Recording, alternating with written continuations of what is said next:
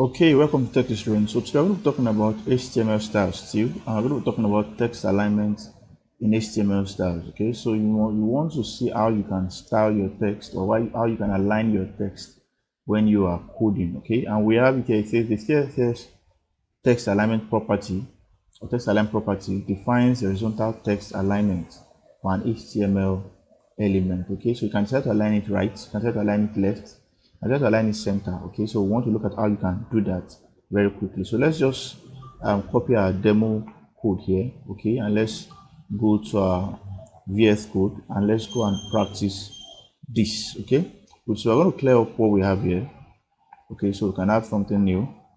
So good. So now we have our H1, which is the head. You understand that, you remember that. So we have our style also, which is the attribute we are using.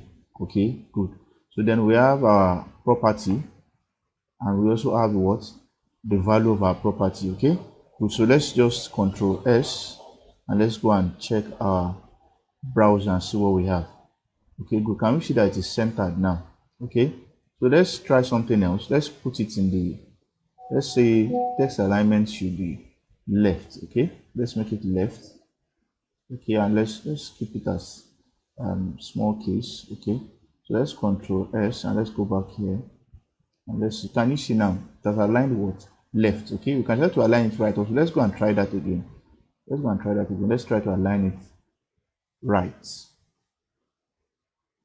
So let's Control S and let's come back here. Can you see now it has moved to the right? So with this HTML style, which is HTML attribute, which is style. Okay, style as the attribute, you can use your text align property. Okay, then you can declare a value that you want to use for it. Either you want to make it right, you make it left, you want to make it center. Okay, it depends on what you want to do.